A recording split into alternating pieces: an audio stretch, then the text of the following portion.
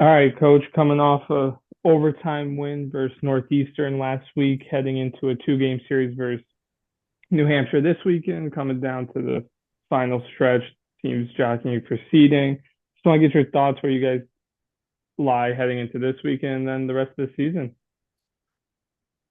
Yeah, well, certainly an important Hockey East weekend for us. New Hampshire's been playing really well as of late. They're 5-2 in their last 7 games, and these are going to be a critical 6 points up for grabs this weekend. And we know we're in a race, for home ice and possibly a league title if things break the right way. So we'll be focused on getting those first 3 points tomorrow night. All right, we'll open it up for questions.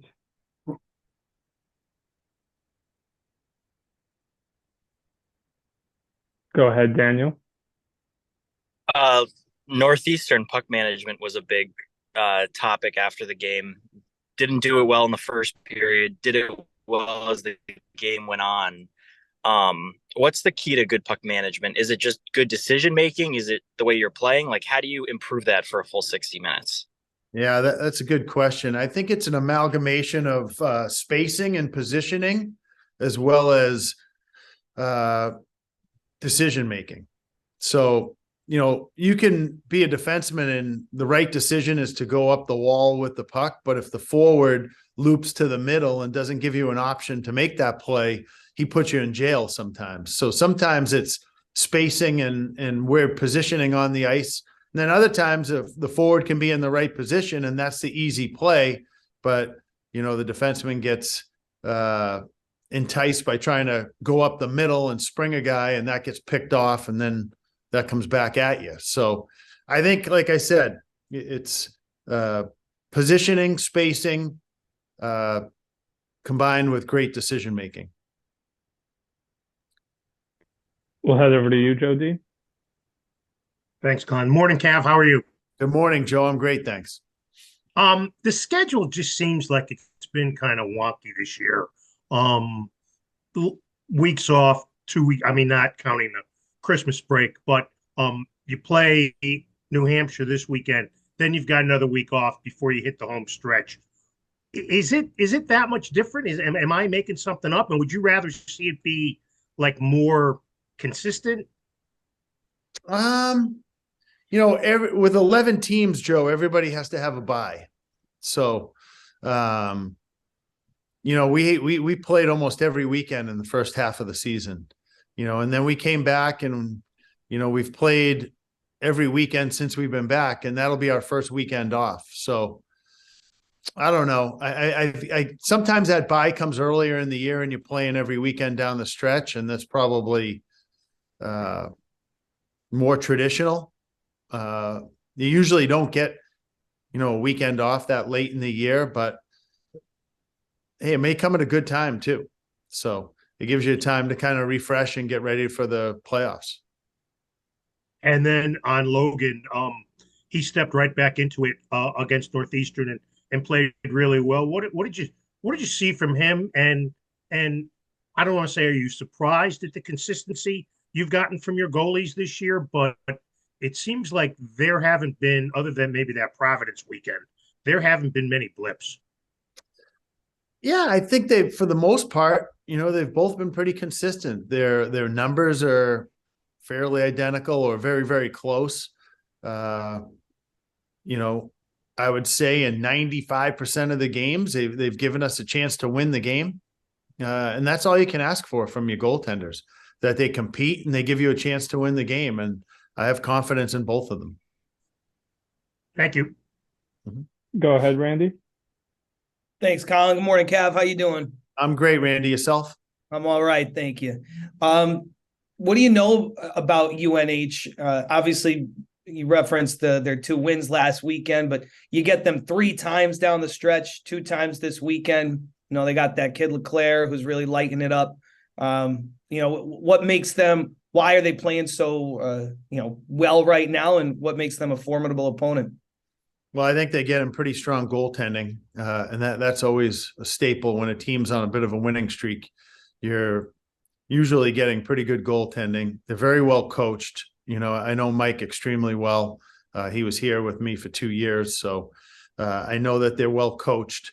They always have a great power play, and it looks like they're getting contributions from a lot of different people. Some balanced scoring right now, and they're extremely opportunistic. If they have a scoring chance, they can bury it. So we've really got to do a good job of limiting, grade A opportunities with that team for sure.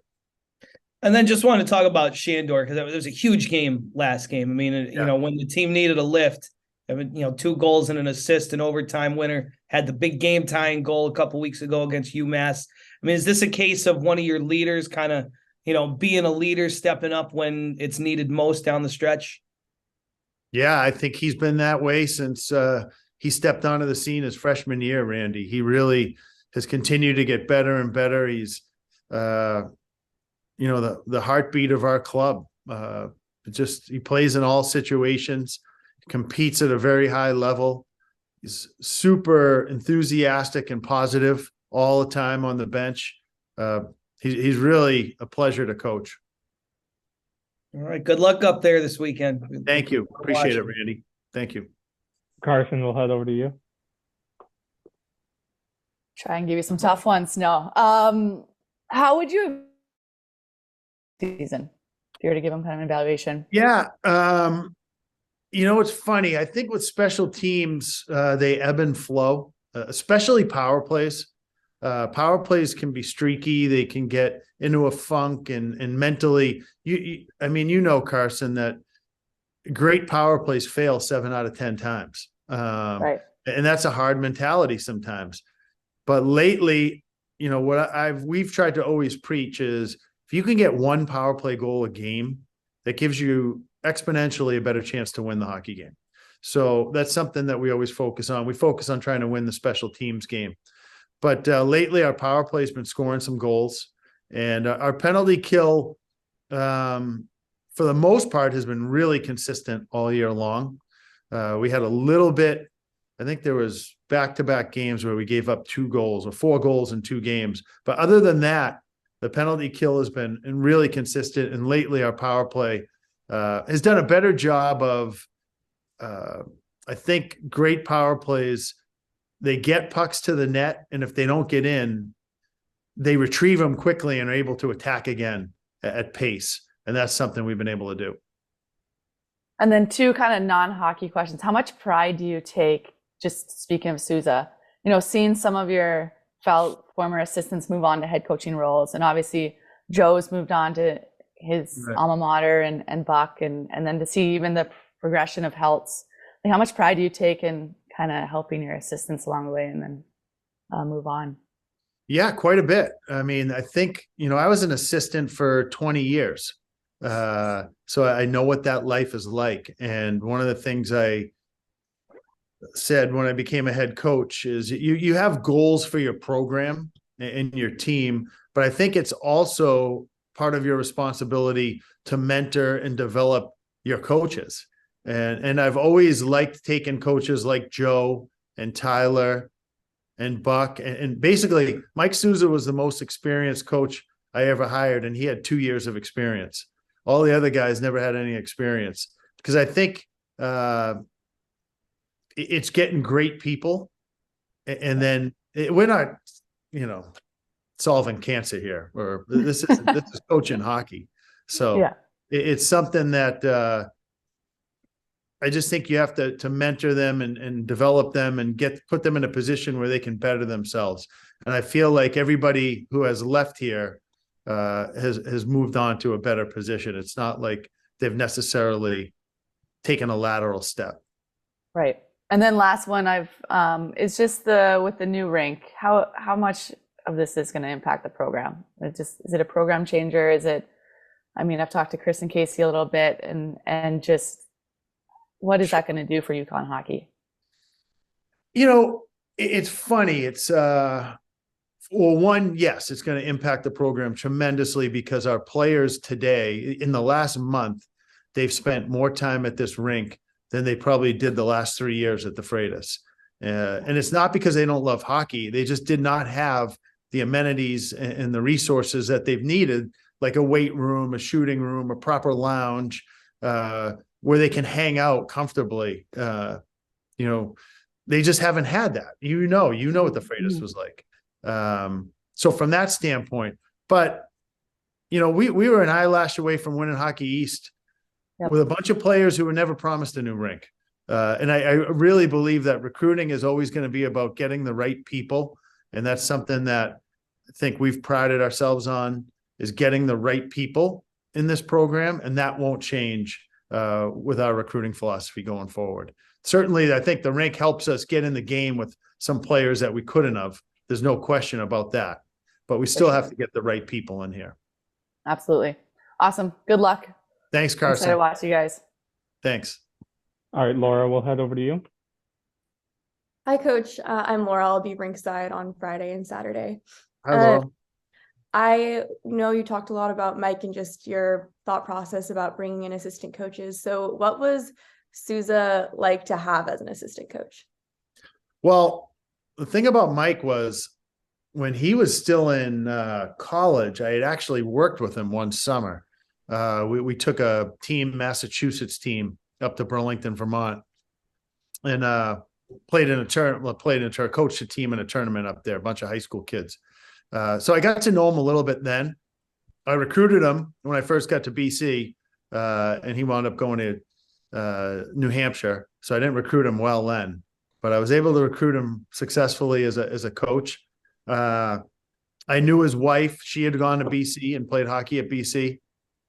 So, and I just knew enough people because he's, from Wakefield. I was from North Andover, relatively close. I knew many people who spoke so highly of him as well. So he was great, when he first came here, because we were just starting to build a hockey program. So he was in that infancy stage. And I wish I could have kept him longer, but all my assistants, they all left for their alma maters. So it wasn't like I said that they were leaving, I felt, to go laterally. They were all going back to their alma maters. So I wasn't offended when he made that move.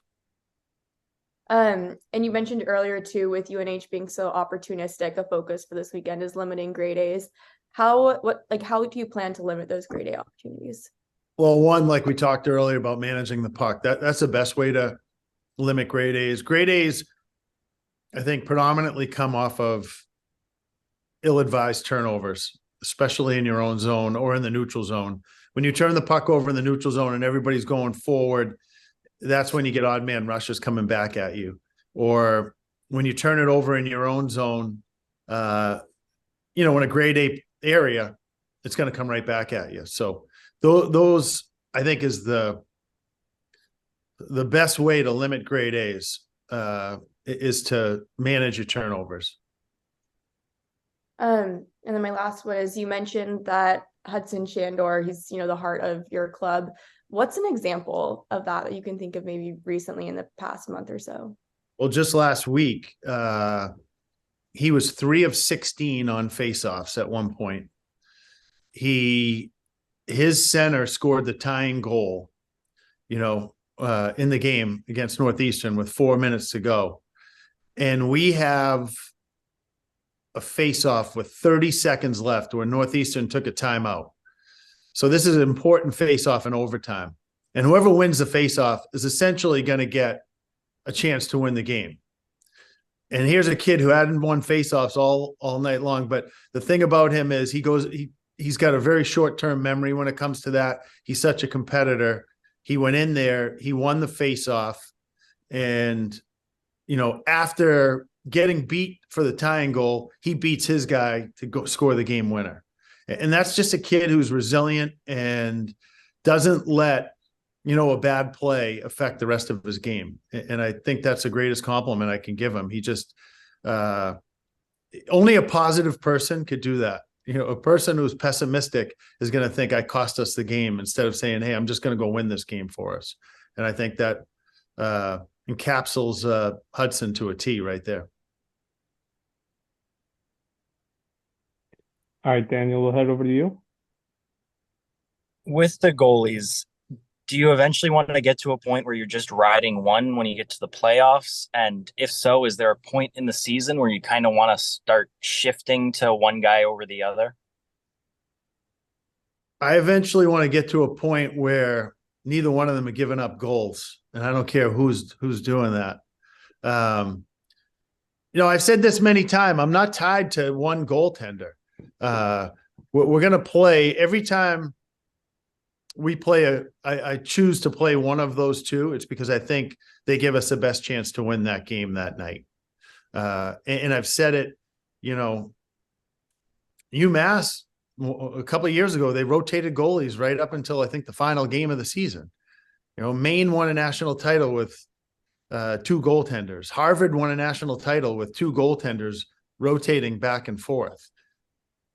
I'm not tied to choosing one. I'm going to choose a goaltender who I think gives us the best opportunity to win the next night. And sometimes that might be going with two goaltenders on the weekend because I think this guy fresh is better than this guy who just played the night before, or because they're so close in ability. So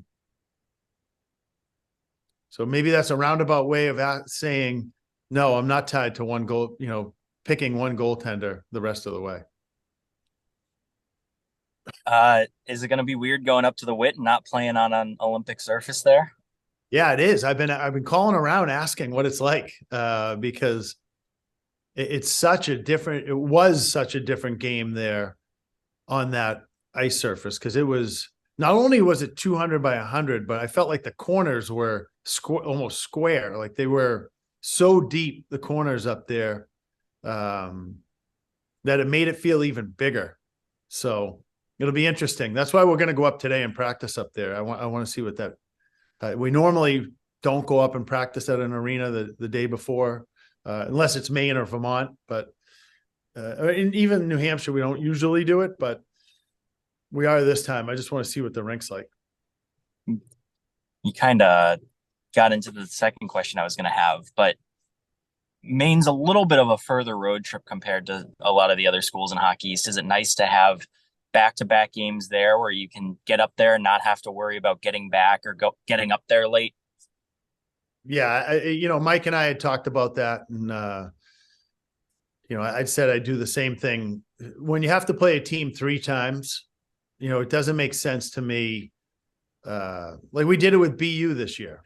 We had to play BU 3 times, and even though Boston's only an hour and 15 minutes, I'd rather just go up there and play them twice than have to go up there 2 different times during the season. I think common sense, it makes more sense to do it that way. So, and with New Hampshire it's just outside that comfort zone. It's probably 2.5 hours. And if you hit any traffic, sometimes it can be a little bit longer. So, it makes sense not to have to go up there twice. And health-wise, how are you guys this weekend? I think we're good. Yeah. We'll head over to you, Laura. I'm just curious, who have you been calling to ask about the new playing surface, and what have they said? Well, I called Brendan Buckley because they played up there, and I called Joe Pereira because they played up there, and they just said that it's just small. It's smaller. It's not what it used to be, and it's. I think it's probably similar to a Gannis. Joe said I think it was about 200 by 90. So I think that's what a Gannis is. So nothing radical. They didn't say anything major different, just that it is much smaller than it used to be. Anything else? Boards might actually have some give, won't they? Yeah, I never thought the boards were a problem up there. I always thought it was like the top of the circle, so the blue line, like as a forward coming out to the D, you're like, you have to go so far. Or if you get beat in the corner as a D to get to the front of the net, it's like an ocean. It was like killing penalties was always a challenge, Yeah, totally.